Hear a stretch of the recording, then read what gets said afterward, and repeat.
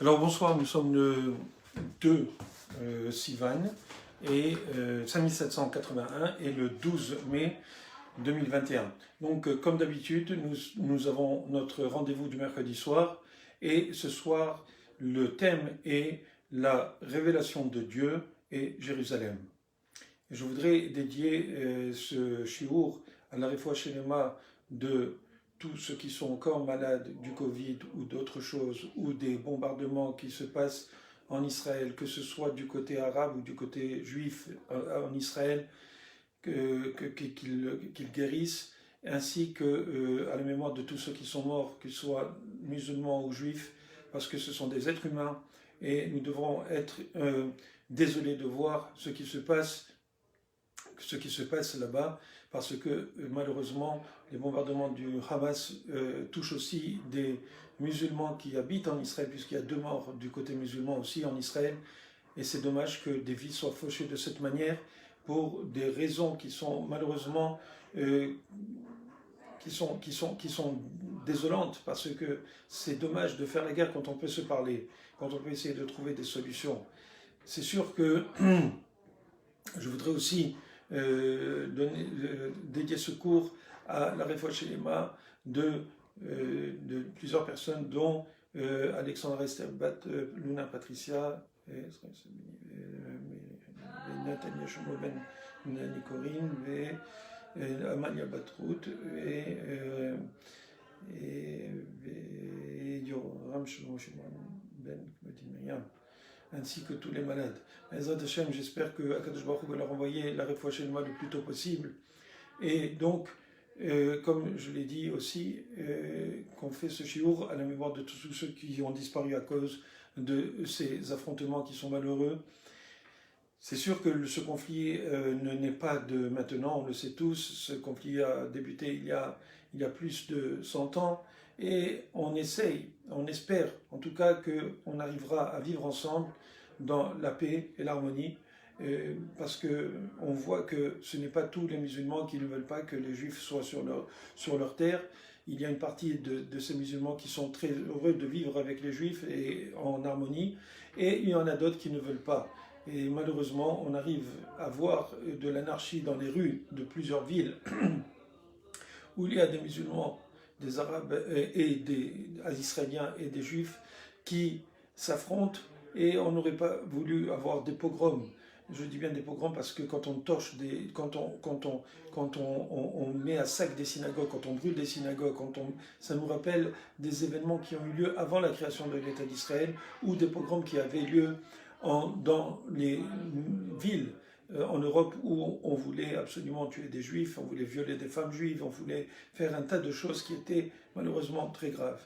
Et je ne pense pas que ce soit juste à cause d'une expulsion d'une famille, d'un endroit qui est avec raison d'une certaine manière, parce que je veux dire, la loi va décider de ce qui se passe, mais ce n'est pas une raison pour faire en sorte qu'il y ait des morts de tous les côtés et des milliers de roquettes qui tombent sur Israël. Il n'y a pas de raison, et à cause de cela, malheureusement, Israël est obligé d'attaquer et de faire des morts du côté palestinien à Gaza, ce qui nous fait aussi de la peine, parce qu'il y a beaucoup de gens qui sont innocents qui meurent, et c'est dommage qu'ils soient utilisés comme bouclier humain, alors que Israël fait tout pour envoyer des pamphlets, pour appeler les gens pour qu'ils s'en aillent des endroits où ils vont bombarder.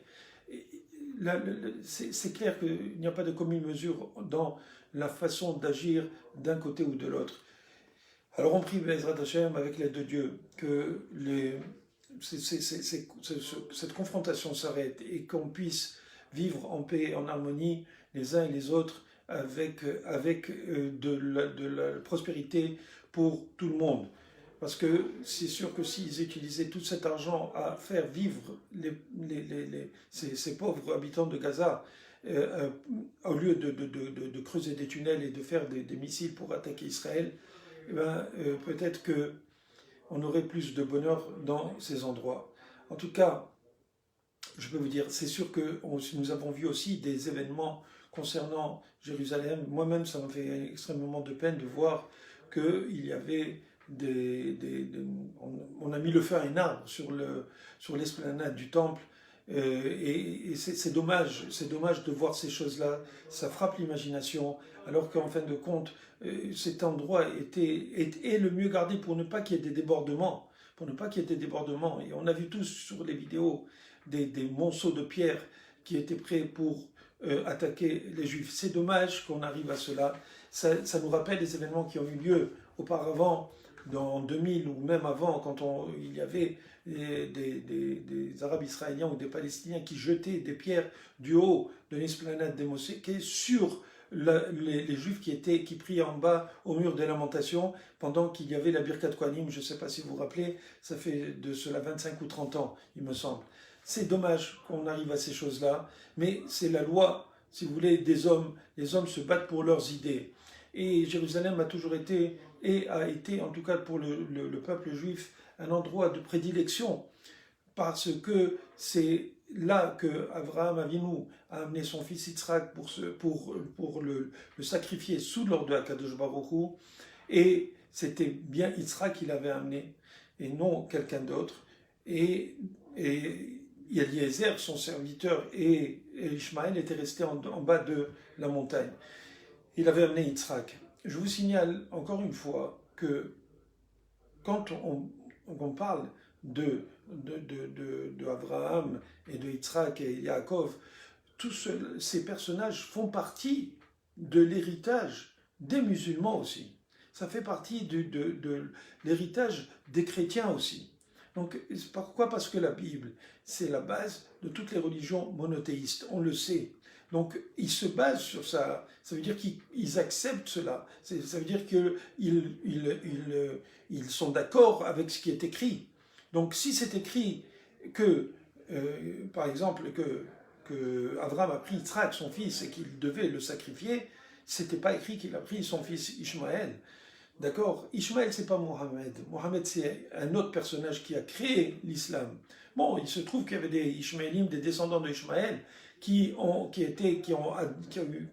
adhéré à cette mouvance, qui était la mouvance de l'islam. Mais c'est arrivé après, je dis bien après la chrétienté, après que Jésus et compagnie avaient créé le Nouveau Testament. Donc on voit que quoi? On voit que le Nouveau Testament, quand on parle de la Bible, c'est pour les chrétiens, c'est l'Ancien et le Nouveau Testament. Chez les musulmans, on parle du Coran, et dans le Coran, on fait référence à Taurat Moussa, qui veut dire la Torah de Moshe, et donc et c'est pas une seule référence, c'est plusieurs références, d'accord? Et donc on voit que quoi? Que effectivement,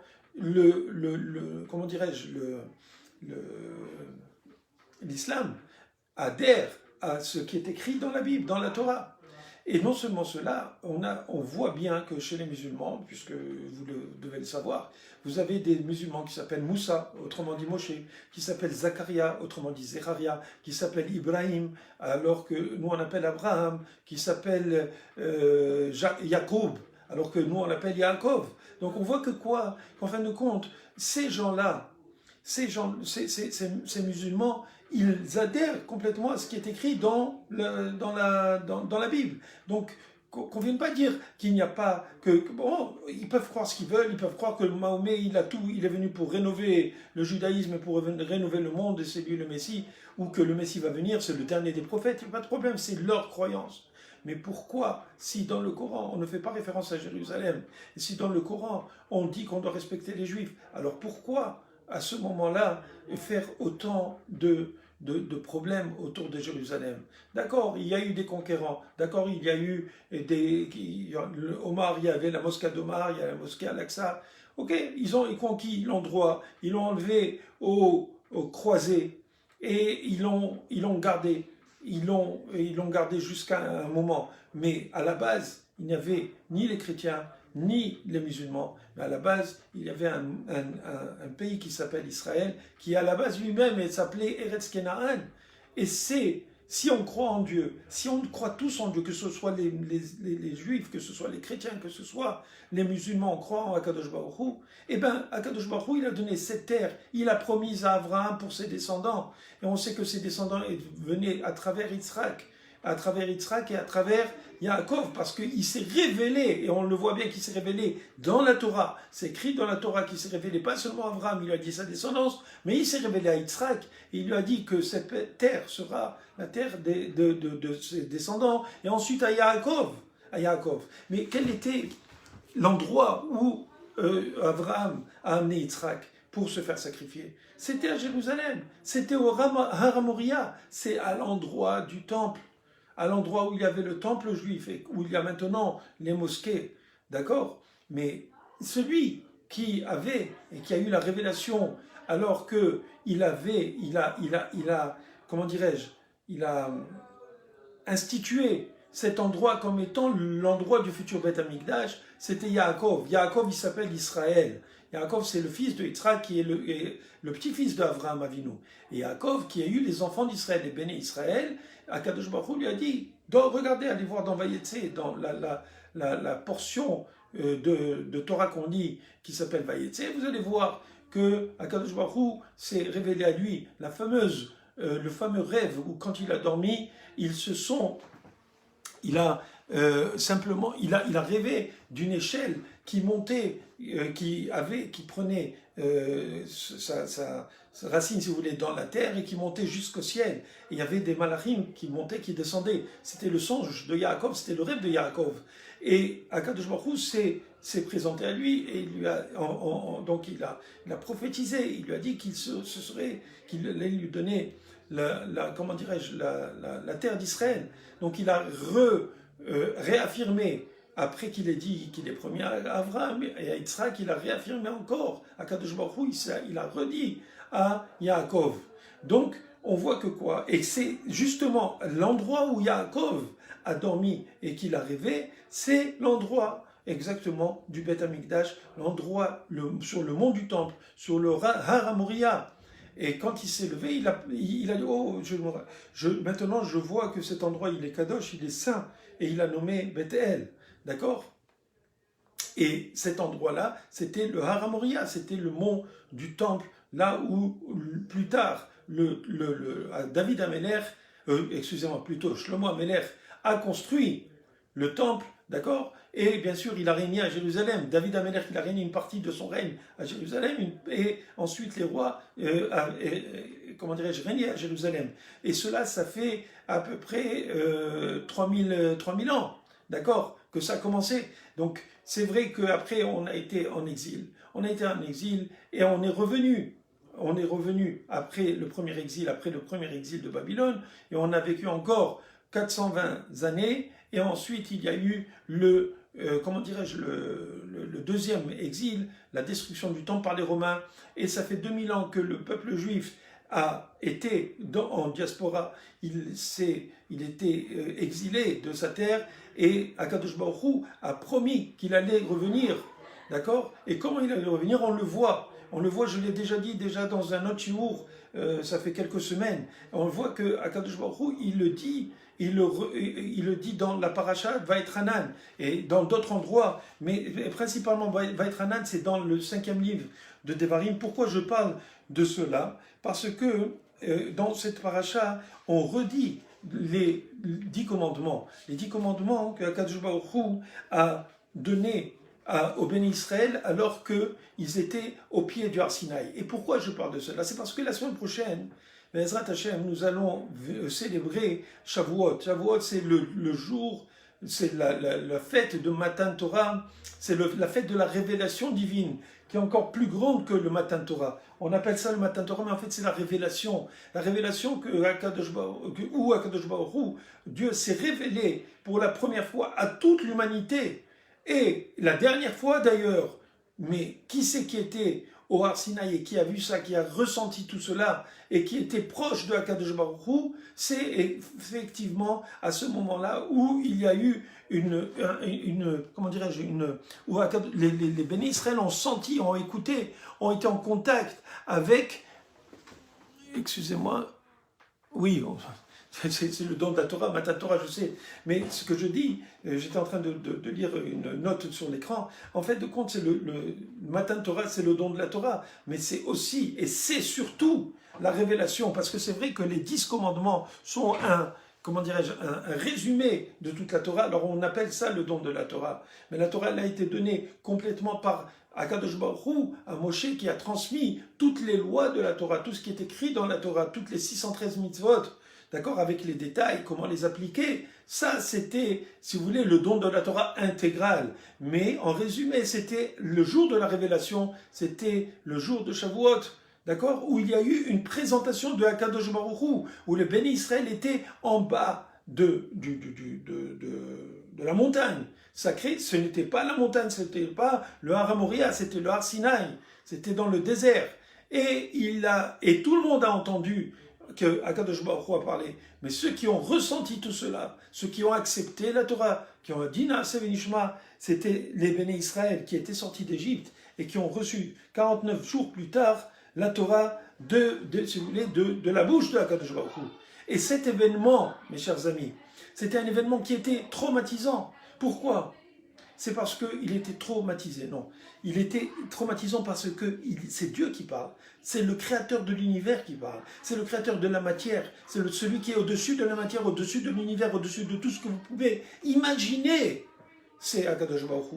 Et vous ne pouvez pas l'imaginer. On ne peut pas savoir. Et justement, dans cette parachat Vaïtranan, Akadosh Baruch Hu dit attention, ne vous méprenez pas, n'essayez pas de me représenter à travers une image ou à travers. On peut pas s'imaginer que Akadosh Baruch Hu c'est un vieux monsieur avec une longue barbe qui est tellement longue, qui est éternelle cette barbe. Non. On parle de quelque chose qu'on ne peut pas voir, qui n'a pas de corps, qui n'a pas de forme de corps. D'accord, qui n'a aucune, c'est une force qu'on ne peut pas imaginer, on ne peut pas imaginer qui c'est Dieu. Et la vérité entre vous et moi, je crois on devrait partager cela, d'accord. C'est que Akadosh Baruch Hu ne peut pas imaginer qui c'est. Vous savez, moi je vous avais dit que bon, j'étais malade à cause du Covid et j'étais aux soins intensifs. Et je me demandais, j'arrivais pas, j'étais trop fatigué parce que je voulais prier à Akadosh Baruch Hu. J'arrivais pas à prier parce que je me demandais, mais qui c'est Dieu? J'arrivais plus, j'étais embrouillé. D'accord? Mais c'est normal. Et après, quand je me suis réveillé, je voulais savoir quelle était la source de Dieu. C'est difficile de comprendre. Il faut étudier énormément. Et même comme cela, on n'aura qu'une petite idée très vague de l'immensité et de la vraie identité de Akadosh Baruch Hu. On peut pas, Akadosh Baruch Hu n'a pas d'identité, à la limite. C'est Dieu, c'est autre chose. Nous pouvons avoir une identité, parce que nous sommes créés à l'image de Dieu. Nous sommes une petite partie, une infime partie, une étincelle de Akadosh Baruch Hu. Mais en fin de compte, qui sommes-nous? Nous sommes divins aussi, parce que nous avons une étincelle de Akadosh Baruch Hu. Et dans cette étincelle, on ne peut pas la voir, on ne peut pas l'imaginer. Mais pourtant, elle nous anime. Mais Akadosh Baruch Hu, c'est la source de toutes ces étincelles. Alors imaginez un petit peu qu'est-ce que peut être Akadosh Baruch Hu, sans imaginer un corps. Akadosh Baruch Hu nous a créé un corps pour qu'on puisse grandir. À l'image de Yaakov, quand il a vu l'échelle qui enseigne qu'on doit grandir et qu'on doit gravir les échelons pour arriver là, jusqu'au ciel, pour arriver jusqu'au niveau de Akadosh Baruch Hu.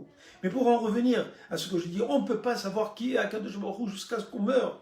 Pour avoir une idée de qu'est-ce que ça peut être comme entité. Et il paraîtrait, en tout cas, c'est ce que les Hakamim disent. Et il paraîtrait, pourquoi je dis paraîtrait? Parce qu'il y a des gens qui sont morts et qui sont revenus, qui disent qu'ils ont vu une certaine force, une certaine lumière. Mais c'est encore quelque chose qui est physique. Mais Akadosh Baruch Hu, est-ce que vous pouvez imaginer qu'est-ce que c'est l'âme? Est-ce que c'est une lumière qui est en vous? Non. Akadosh Baruch Hu, c'est des milliards à l'infini, plus fort que cette âme que nous avons en nous. D'accord? Alors, imaginez, puisqu'on ne peut pas voir notre âme, on ne peut pas voir non plus, on ne peut pas comprendre. Et dans cette paracha de Vaïtranan, Akadosh Baruch Hu nous dit attention, ne vous méprenez pas, ne m'associez pas aux étoiles ou à la lune ou aux astres, parce que je ne suis pas cela. D'accord? Et à toute autre forme, une forme, quelle qu'elle soit, à cause de cela, on sait qu'est-ce qui s'est passé. Les Béné Israël, à cause du Satan, mais je ne rentrerai pas dans tous les détails, il les a poussés à faire le Heta Egel, le veau d'or, d'accord? À cause de cela, on a été punis, on est punis jusqu'à présent. Alors je voudrais simplement vous rappeler que qu'est-ce qui s'est passé? C'est que il y a eu cette révélation de Akadosh Baruch Hu, et il a dit comme ça, dans Vaïtranan, Ata oreta la da'at ki Hashem ou Elokim, en od milevado. Tu as vu toi-même qu'il n'y avait pas d'autre Dieu que moi. Minashamayim nishme'acha et kolo, les Asereka, et c'est Moshe Rabbeinu qui parle au peuple, il dit du ciel, il t'a fait entendre sa voix, les Asereka, pour si vous voulez, pour t'imprégner, pour entre guillemets, te traumatiser, pour en fait, vers Alaharetz, et sur la terre, il a montré son grand feu. Pas parce que lui c'est du feu, mais c'est simplement comment il s'est présenté. Udvarav, Shamata Mitoraesh, et tu as écouté ces paroles du centre de ce feu. Vetahat, qui a etc. L'orish goyim megolim, ve'adat ayom, ba'shavotay levavecha. Et donc tu vas voir, tu vas savoir maintenant, à la fin des jours, ou quand tu vas rentrer dans la terre d'Israël, tu vas revenir à ton cœur, tu vas te rappeler de cela, tu vas le ressentir, que Dieu, ou Elohim, que Dieu c'est le Dieu qui est le Dieu qui est tout-puissant, Bashamaim, Mima'al, au-dessus dans les cieux, vers la Retz, Mitahaten Od, et en bas sur la terre. D'accord? Pourquoi il parle de cela? Il dit aussi, et c'est très intéressant, est-ce qu'il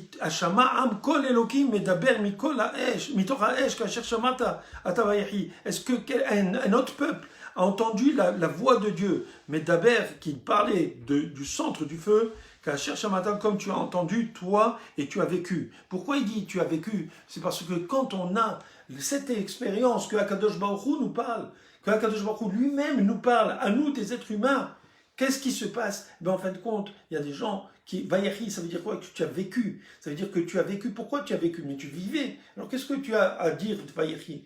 Ça veut dire que, en fait, tu es mort et tu as revécu. Ce qui s'est passé, là-bas, les Hachamim, ils expliquent. Ils expliquent que quoi? Le Midrash, qui est la Torah orale, elle nous explique que les Béné Israël sont morts. Il y en a qui sont morts et qui ont revécu. Il y en a qui se sont sauvés. Les malachim, les anges les ont ramenés. Et il y en a simplement qui ont eu une vision, qui avaient la capacité d'écouter Akadosh Baruch Hu et qui ont été simplement, si vous voulez, ils se sont évanouis un petit peu. Mais il y en a qui sont morts réellement.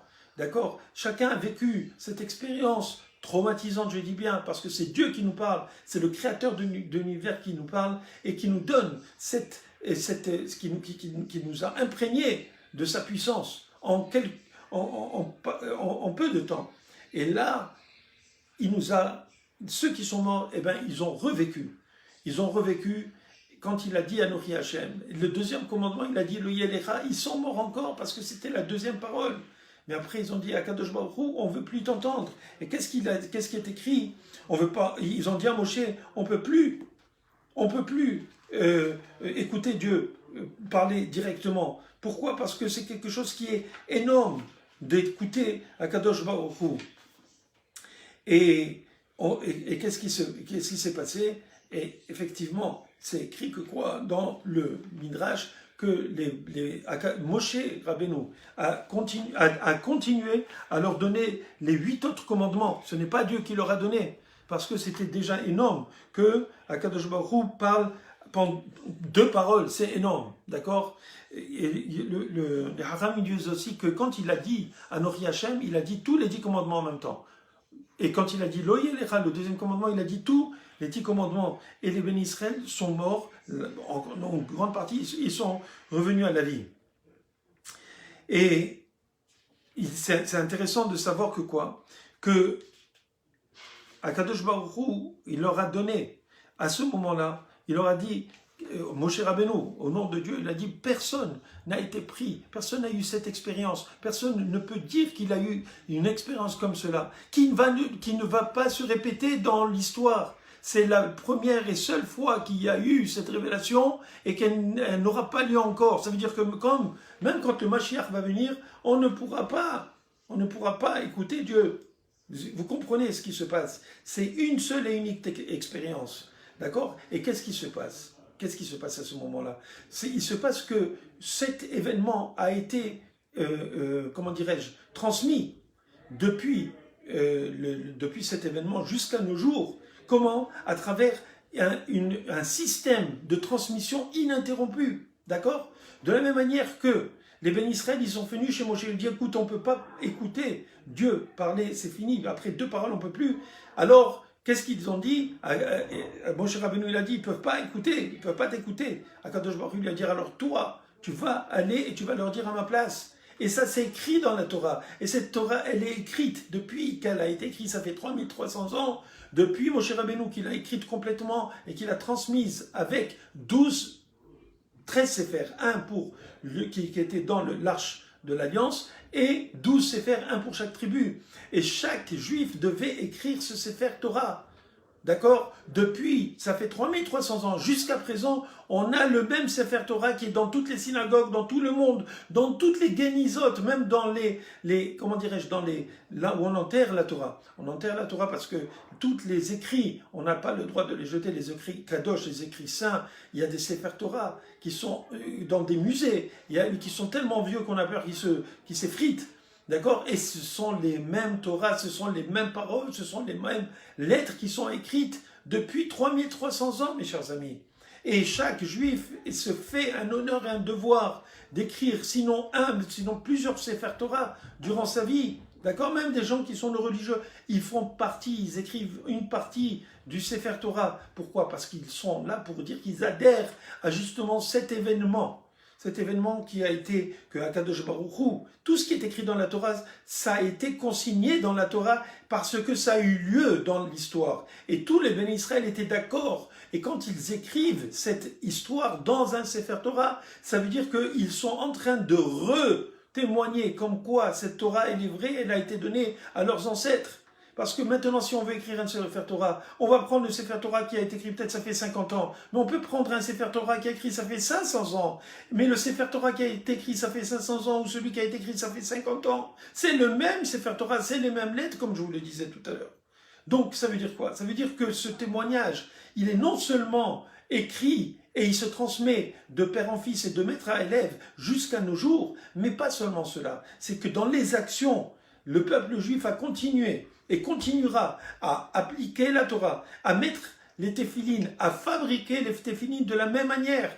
Les téphilines, les phylactères que nous mettons, ils sont tous les mêmes. Il y a des petites, peut-être des changements dans la façon d'écrire une lettre, mais c'est la même lettre. Quand on parle d'un shin, qui soit un shin en forme de triangle, ou un shin qui soit plus arrondi, c'est quand même un shin qui est incrusté, qui est plutôt en relief sur le téphilin du roche. Et toutes les téphilines sont faites de la même manière avec le shel yad, le téphilin de la main, le téphilin du roche. Quand on fait une brit mila, la mila elle se fait pour les garçons à 8 jours, la plupart du temps, de la même manière. On le fait depuis 3300 ans et même plus depuis Abraham Avinu. D'accord? On le fait. Et donc toutes ces actions, que ce soit des mezuzot qu'on met à la porte, d'accord, que c'est les mezuzot qui ont le schéma c'est le même schéma qui est écrit dans la Torah. Toutes ces choses-là viennent renforcer toutes ces mitzvot que nous faisons, que nous les comprenions ou non, parce que très souvent on ne comprend pas tout le sens des mitzvot, mais il y en a qui comprennent. Et bien depuis 3300 ans, nous faisons toutes ces actions qui en fait nous ramènent justement à renforcer cette transmission de ce matin Torah, du don de la Torah que nous avons eu, la révélation de la Kadosh Baruch Hu, parce que c'est ce qui est le plus important. Quand on parle de don de la Torah, c'est quelque chose qui est immatériel, ce sont des idées. Mais la vraie, et qui est écrit dans la Torah, la vraie expérience, c'est l'expérience divine. Et cette expérience divine, elle est préservée. Je le dis, je le répéterai, à travers la Torah elle-même, puisqu'elle raconte cela, et à travers les mitzvot qui sont écrits dans la Torah, et que nous appliquons jusqu'à nos jours. Tout cela, quand nous faisons une mitzvah, nous devons nous rappeler de tout cet événement, que depuis le début, ça fait 3300 ans, en 2448 exactement, d'accord, que Akadosh Baruch Hu s'est révélé à nous, jusqu'à présent, on doit fêter cela, on doit fêter le fait que nous avons été choisis par Akadosh Baruch Hu pour qu'il se dévoile à nous. Et il s'est dévoilé, et pas visuellement, il a parlé à l'intérieur, il a dit du Hesh, du feu. D'accord? Mais c'était une voix que nous entendions. De la même manière, Moshe Rabbeinu, quand Akadosh Baruch Hu s'est présenté à lui la première fois, il a fait à travers un buisson qui brûlait mais qui ne se consumait pas. Et c'est pour cela qu'il a été attiré, Moshe. Il a dit que c'est drôle. Ce buisson qui était sec, il aurait dû brûler, il aurait dû se calciner, il aurait dû devenir en cendres, mais il ne se consumait pas. Et de là, Akadosh Baruch Hu a parlé à Moshe Rabbeinu avec la voix de Amram, le père de Moshe. Il a utilisé la voix de Amram pour ne pas que Moshe Rabbeinu ait peur. Parce que imaginez qu'Akadosh Baruch Hu parle à un homme. Alors imaginez qu'il parle à un peuple. Vous comprenez? Ça, c'est la force, c'est notre chance, c'est cela qui nous différencie, si vous voulez, de toutes les nations. Pourquoi? Parce que nous avons accepté, nous avons dit Naaseh Benishma, nous avons accepté d'appliquer cette Torah. Nous avons accepté sur nous et pour nos enfants et pour toute notre descendance dans le temps. Et nous sommes, si vous voulez, la preuve, si vous voulez, que eux, ils ont accepté, puisqu'ils ont accepté sur eux de faire les mitzvot, d'écrire et de transmettre cette Torah de génération en génération. Et c'est pour cela que nous sommes actuellement en train de nous battre pour continuer à préserver cette Torah, pour continuer à appliquer cette Torah, pour continuer à se réjouir du fait que Akadosh Baruch Hu nous a donné cette Torah. Et c'est difficile, parce que quand nous avons accepté cette Torah, nous avons accepté ses obligations et ses privilèges. C'est vrai, et je l'ai déjà dit, tout le monde peut devenir juif. Tout le monde. Il y a des empereurs romains qui se sont convertis au judaïsme. Il y a des non-juifs plein de non-juifs qui se sont convertis. On ne veut pas, on ne cherche pas à ce que les gens se convertissent. Mais la réalité, c'est que la Torah, elle est pour tout le monde. Celui qui veut devenir juif, il peut le devenir. On n'essaye pas de convertir qui que ce soit. Les juifs ne font pas de djihad. Les juifs ne veulent pas. Il y a une chose, c'est qu'on veut qu'Akadosh Baruch Hu soit reconnu en tant qu'Akadosh Baruch Hu. D'accord? Mais on n'est pas en train de dire aux autres, venez, devenez comme nous, devenez juifs. Pas du tout, on n'essaye pas, on ne veut pas. On ne cherche pas du tout cela. Vous comprenez? Et pourquoi cela? Parce que c'est difficile. Pourquoi devenir juif si on n'est pas capable? On n'est pas capable de prendre autant de mitzvot, autant de détails et de petits détails qui sont extrêmement difficiles à accepter.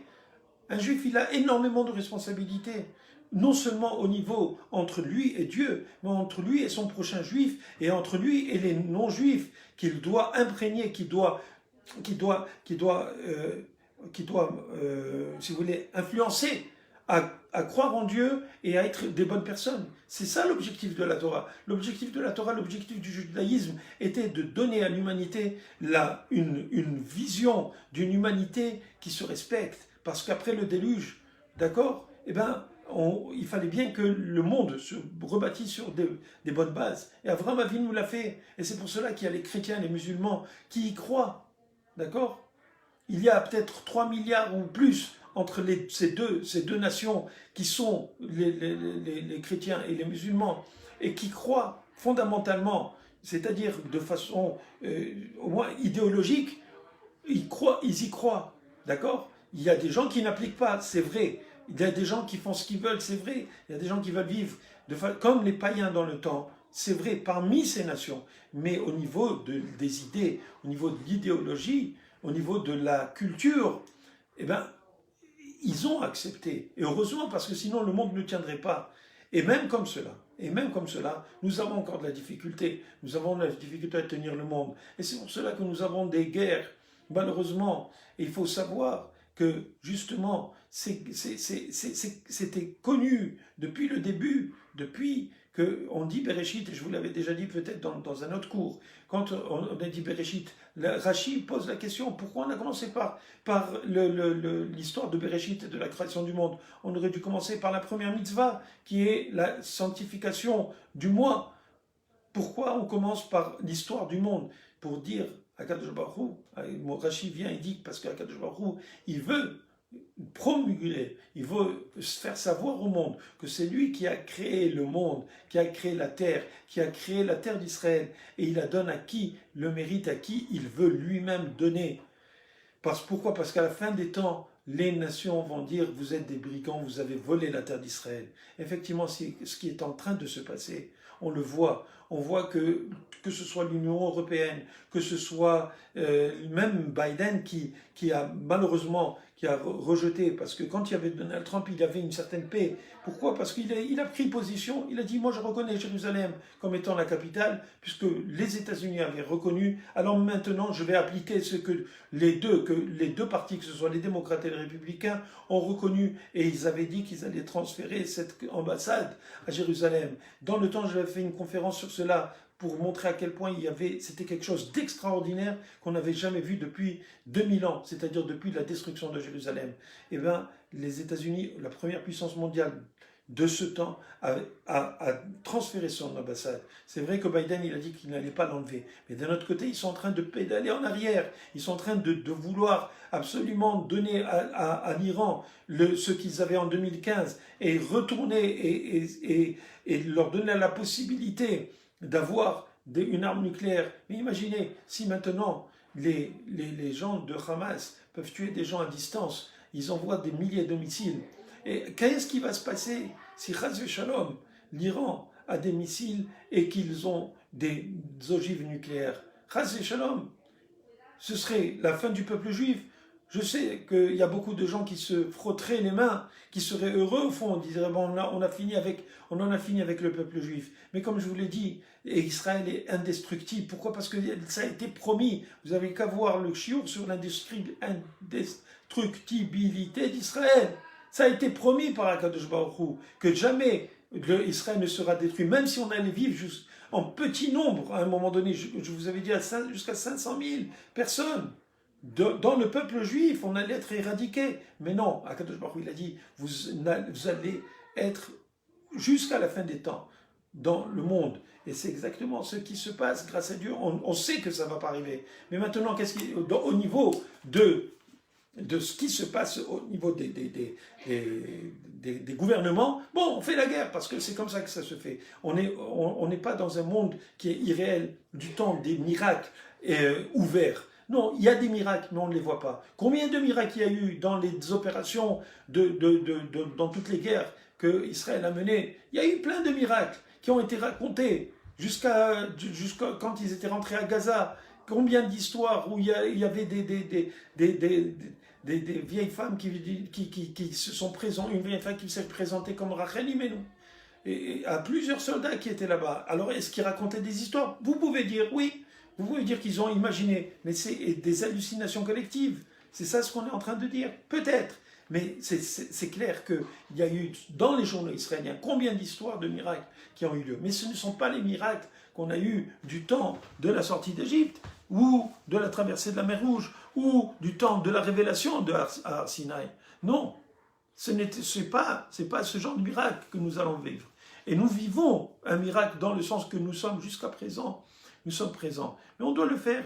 Nous vivons des miracles à travers le cycle normal de l'humanité, à travers le cycle naturel, à travers les moyens naturels, qui sont malheureusement des fois des guerres. Et pour pouvoir rester là où nous sommes, malgré toutes les attaques que nous subissons.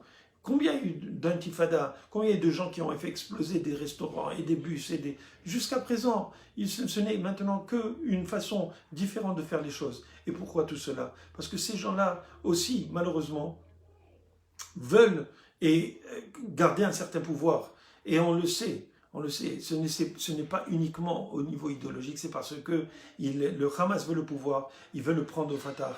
Il n'y a pas d'élection. Et chacun utilise les éléments pour pouvoir garder le pouvoir. Et si vous me dites, est-ce que Bibi Netanyahou, il essaye aussi, il veut garder le pouvoir? Oui, il veut garder le pouvoir. Mais lui, je sais que c'est possible, parce que c'est un être humain, il veut garder le pouvoir, mais pas seulement ça, c'est parce qu'il a des idées très claires comment protéger l'État d'Israël et le peuple juif. Il veut le protéger parce qu'il aime, on le sait depuis longtemps. Maintenant, effectivement, il y en a d'autres qui veulent le pouvoir. Alors ils essaient de lui voler, et lui aussi, il est intéressé peut-être à faire en sorte qu'il se dit c'est l'occasion jamais maintenant de garder le pouvoir en attendant de refaire d'autres élections. C'est possible, on ne sait pas comment les choses vont finir. Mais une chose qui est certaine, c'est que Akadosh Baruch Hu a décidé depuis longtemps que jamais on ne disparaîtrait de cette terre. C'est écrit, je vous l'avais dit, et je peux le retrouver ici.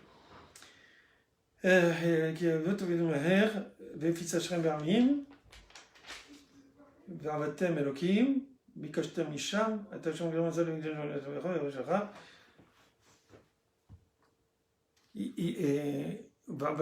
il dit dans la paracha Vetranan, d'accord, Nishma Kamho, il dit Haïdo Tibachem, Moshe Rabbeinu, il dit au peuple d'Israël, je témoigne devant vous, et Tachamim, je fais témoigner le ciel et la terre devant vous, qui a vote au Vedoumaer, vous allez être perdus vite, mais à l'arrêt de la terre où vous allez être, à terme Ovrim, à terre d'En Shama, que vous traversez le Jourdain pour arriver dans cette terre, les Rishta pour l'hériter, l'Otarim, Alia, qui Yishamet et Shamedoun, vous n'allez pas rester, vous n'allez pas faire long feu là-bas, parce que vous allez être détruits. Mais ça, c'était pendant à peu près 800 ou peut-être 1000 ans qu'on était là-bas, qu'on était complètement avec même, on a vécu en tant que peuple avec les deux Beth Amikdash, avec les deux temples. Mais fils Hashem Etrem, et Dieu va vous, comment dirais-je, vous disperser parmi les nations. Venishtartem,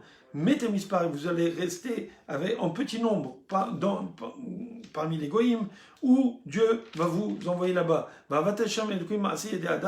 Et là-bas, vous allez malheureusement servir des divinités, d'accord, qui de Hetz, de bois et de pierre, et comme on sait, la divinité de Hetz, c'est le bois de la croix, va Even, c'est la pierre qui est la lune, qui est le croissant fertile, Asher Loïroun Velo Ishmeoun, c'est-à-dire qu'on va être dispersé parmi les nations, que ce soit parmi la chrétienté ou parmi les nations d'islam. Et donc, on va devoir là-bas être asservi par ces nations et prendre les habitudes des endroits où nous allons habiter, et on va malheureusement perdre notre identité à cause de ça. Mais quand même, et de là-bas, et de là-bas, vous allez demander à Kadosh Baruch Hu, ou Matsata, et tu vas trouver à Kadosh Baruch Hu qui était Dreshenu, parce que tu vas le demander avec tout ton cœur et toute ton âme. Et donc, c'est un peu plus loin, là, je n'ai pas devant moi. En tout cas, c'est clair que je vous l'avais dit, je pense, ça fait dans l'autre cours sur l'indestructibilité d'Israël, qu'à la fin, on va revenir sur notre terre. On va faire Teshuvah, on va revenir sur notre terre et on va être là-bas jusqu'à la fin des temps. Donc on voit que quoi ? Que ce sont des prophéties qui se sont réalisées. On a eu la terre, on s'est installé là-bas, on a fait malheureusement des péchés, on s'est révolté contre Akadosh Baruch Hu, on a perdu la terre, on a été exilé, tout cela c'était prévu, ça s'est réalisé. Mais à la fin des temps, il est écrit dans la paracha, je pense Nitzavim, si je me rappelle bien, si je la retrouve rapidement dans Nitzavim, Atam Nitzavim, c'est Nitzavim,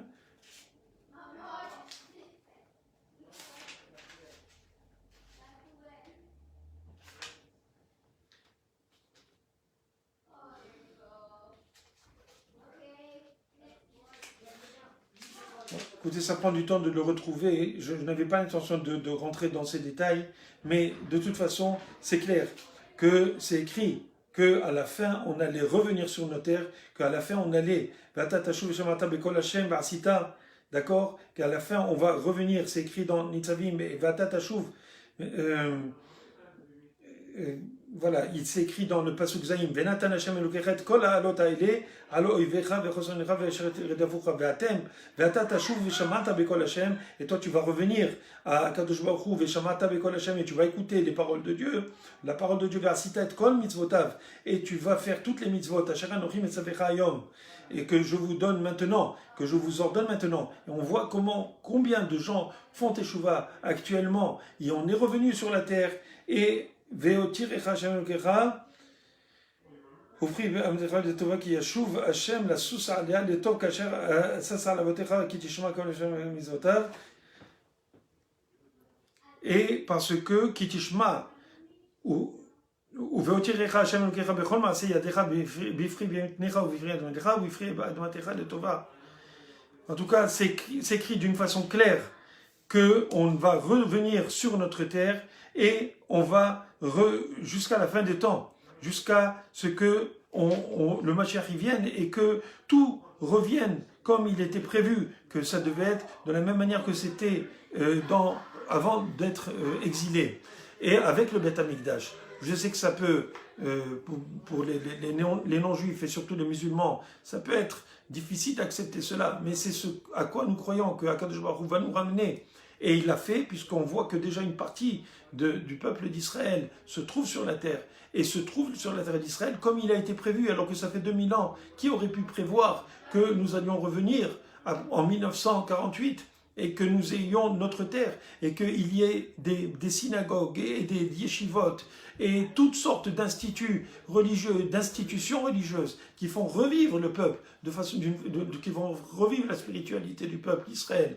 Alors que du temps de Ben Gurion, ils pensaient que les religions, on allait les mettre dans des musées pour s'amuser, pour les regarder comme des reliques du passé. Alors que maintenant, en tout cas pour le gouvernement d'Israël, les religieux sont une menace. Ils se mettent ensemble contre les religieux. À cause de cela, on n'a pas de gouvernement. Vous imaginez, ça fait plus que 2 ans. On fait à répétition des élections. Pourquoi? Parce qu'ils ne veulent pas recevoir, ils ne veulent pas accepter que les religieux prennent du pouvoir. Et pourquoi ils ont pris du pouvoir? Parce que c'est clair, c'est écrit qu'on allait revenir, que le peuple d'Israël allait revenir à ses sources, à sa source spirituelle. Et c'est ce qui s'est passé. Et non seulement on est revenu à notre source spirituelle, on est aussi physiquement en Israël, alors que jamais on n'aurait imaginé qu'un peuple retourne avec toute sa culture, avec toutes ses croyances, avec toutes ses pratiques, et les réinstituer, les réinstaller en Eretz Israël. Bien sûr, le processus n'est pas fini. Bien sûr, il faut attendre que le Mashiach vienne et qu'il nous donne la dernière poussée pour faire en sorte que les béné Israël fassent teshuva complètement. On espère, Bezrat Hashem, bientôt que ça va se passer. Mais entre-temps, il ne faut pas oublier que la chose la plus importante, c'est Akadosh Baruch Hu. C'est vrai que nous avons notre terre. C'est vrai qu'Akadosh Baruch Hu nous a dit qu'on allait la réavoir et on doit la garder. Mais d'un autre côté, la chose la plus importante, c'est la révélation de Akadosh Baruch Hu. C'est que Dieu nous a parlé. Dieu nous a parlé pas pour rien. De la même manière qu'il a parlé à Abraham, de la même manière qu'il a parlé à Noach. Noach, parce qu'il lui a dit, tu dois faire une nage pour sauver l'humanité. Eh bien, Abraham, il a été de lui-même. Il a compris qu'Akadosh Baruch Hu, c'était le créateur de l'univers, et il a mérité d'engendrer un peuple qui allait donner des autres peuples, que ce soit les chrétiens, que ce soit les musulmans, qui en fin de compte croient dans un Dieu créateur, un Dieu qui n'est pas fait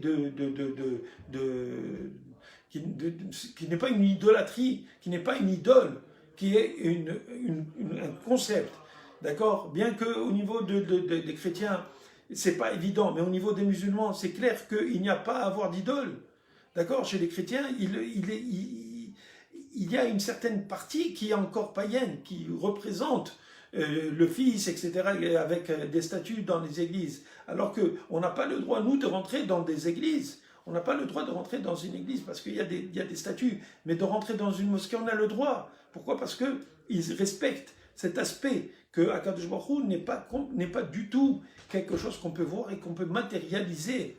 D'accord? C'est pour cela qu'on comprend que cette fête, on doit la vivre en tant que la fête de la divinité, de cette divinité qui est impalpable, qui est au niveau des idées, qui nous a ordonné, qui s'est révélée à nous. C'est ça la grande chance. D'accord? Imaginez maintenant que, je ne sais pas, que vous ayez, je sais pas, dans le temps, c'était important qu'on soit reçu par le président des États-Unis ou la reine, comment elle s'appelle, Elisabeth, ou je ne sais pas, dans les plus grands de ce monde. Imaginez qu'ils vous reçoivent et qu'ils vous disent maintenant, je te donne la mission de sauver l'humanité. Eh bien, vous allez être heureux. Vous allez savoir que vous faites un acte qui est noble, d'accord? Eh bien, et vous allez aussi être ennobli, parce que vous êtes noble, parce que vous appliquez cette mission, vous faites cette mission, vous mettez en danger pour faire cette mission. Ben, le peuple juif, durant toutes ces millénaires, on a souffert durant ces siècles, que ce soit les pogroms, que ce soit l'Holocauste. Pourquoi? Parce qu'on était simplement juifs, mes chers amis. Pourquoi? Parce qu'on était juifs. Parce que le fait juste de mourir parce qu'on est juif, okay, c'est parce que justement on a été ennobli par Akadosh Baruch Hu, qui s'est dévoilé à nous et qui nous a dit qu'on allait être son peuple. Et même si des juifs ne croyaient pas en Dieu dans ce temps-là, et ils avaient peut-être... on peut comprendre dans la souffrance on peut oublier Akadosh Baruch Hu, mais ceux qui étaient dans les camps de concentration, eh bien, ils se tuaient pour pouvoir allumer une bougie de Hanouka, pour pouvoir mettre des téphilines. Ils prenaient les risques de se voir frapper ou tuer par des Allemands avec juste une balle et dans la tête. D'accord? Pourquoi? Pour continuer à préserver le judaïsme, à préserver cette mission, à garder cette noblesse que Akadosh Baruch Hu nous a donnée, de pouvoir appliquer dans toutes circonstances, même au péril de notre vie. C'est pour cela que quand on fait le schéma, on dit Shema Israël, Hashem Elokeinu, Hashem Echad. Et on doit penser qu'on est prêt à donner notre vie pour Akadosh Baruch Hu. Si on veut nous l'apprendre, on ne doit pas se tuer pour rien, pas du tout. Mais si on nous l'apprend, parce qu'on est juif, et parce qu'on a cette mission, alors on doit être prêt pour ça. Et c'est très difficile. C'est très difficile de se préparer mentalement à ce genre de choses. Et combien de juifs sont morts à cause de cela? Ils sont morts au nom de Akadosh Baruch Hu. Alors vous allez dire, mais c'était des pauvres idiots. Non, ce n'était pas des pauvres idiots. Parce que le Sefer Torah, c'est un Sefer Torah. Le Sefer Torah, il est éternel. Les Sefer Torah, vous ne pouvez pas les tuer. Vous ne pouvez pas les brûler. Bien qu'on a essayé de les brûler. Qu'on a essayé de brûler des Sefer Torah et des Talmuds, ils sont toujours venus à la surface. Jamais on ne pourra effacer le juif. Parce que Akadosh Baruch Hu a promis que les Béné Israël ne seront pas détruits, que la Torah ne sera pas détruite. Parce qu'Akadosh Baruch Hu a un objectif, mes chers amis. Akadosh Baruch Hu a l'objectif de faire du bien. Akadosh Baruch Hu doit faire du bien, c'est son objectif, il doit donner à l'humanité. Et pour donner à l'humanité, il lui fallait un peuple qui soit prévu, qui soit prêt, qui soit façonné pour pouvoir accepter cette mission, en toute noblesse, d'accord, pour pouvoir donner à l'humanité cet exemple, et pour que toute l'humanité entière puisse un jour révérer Akadosh Baruch Hu. Et c'est exactement ce qui se passe. C'est écrit qu'à la fin des temps, tout le monde va dire que Akadosh Baruch Hu, c'est lui le maître du monde. D'accord? Et c'est sûr qu'à ce moment-là, tout le monde verra. Tout le monde verra que Akadosh Baruch Hu, c'est le peuple, c'est le Dieu du peuple juif. C'est celui qui s'est révélé durant la fête de Shavuot.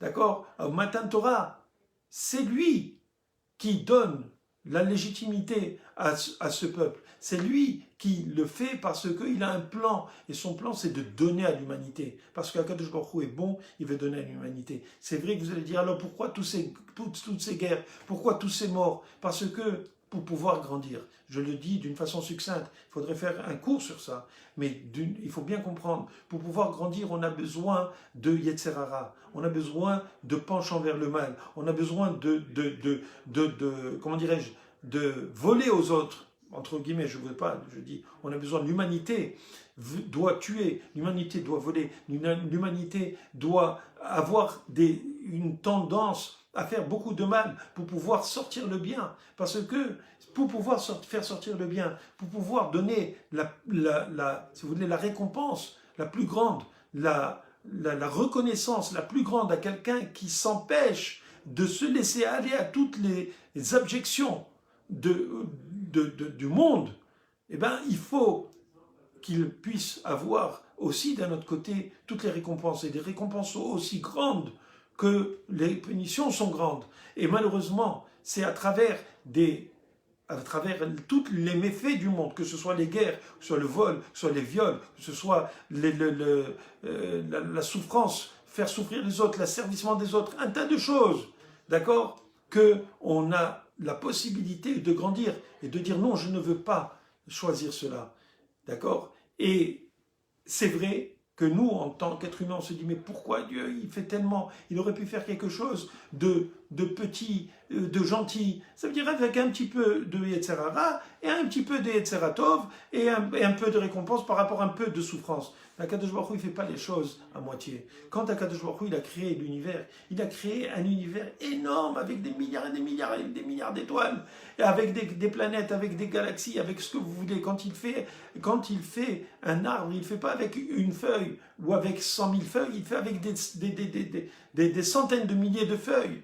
Quand il fait des forêts, quand il fait des vallées, des montagnes, il les fait énormes. Il ne fait pas des choses en petit à Kadosh Baruch Hu. Kadosh Baruch Hu, il est plus qu'énorme. Et ce que nous voyons, ce n'est qu'une partie de la grandeur de Dieu. Alors, quand il veut donner la possibilité à l'homme de grandir et de mériter les plus grandes choses, la plus grande élévation, eh bien, il faut qu'il ait, cet homme, aussi la possibilité de faire les plus grandes choses abjectes du monde pour pouvoir mériter de grandir. C'est une façon d'expliquer les choses.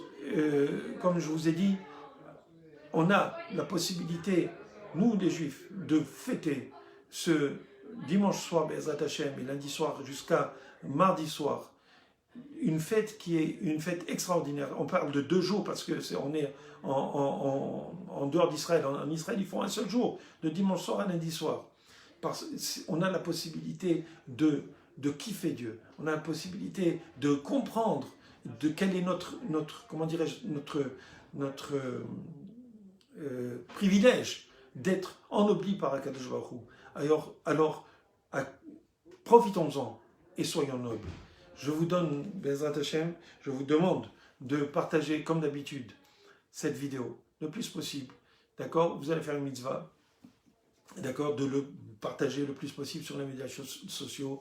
Je vous donne rendez-vous, Be'ezrat Hashem, mercredi prochain, Beli Neder, Be'ezrat Hashem, mercredi prochain, à la même heure, à 21h, pour notre cours hebdomadaire, en espérant, Be'ezrat Hashem, que la semaine prochaine, les esprits se calment, que les choses soient plus, qu'on puisse se balader dans le pays d'Israël sans avoir peur qu'un missile nous tombe sur la tête, d'accord?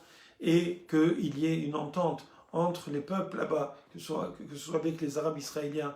Et je ne comprends pas, pourquoi, qu'est-ce qui les a fait se réveiller de cette manière, à tel point que ils se tirent dans le pied, malheureusement, ils se font du mal à eux-mêmes, parce que ce sont des citoyens qui ont les mêmes droits, sinon plus que les Juifs en Israël.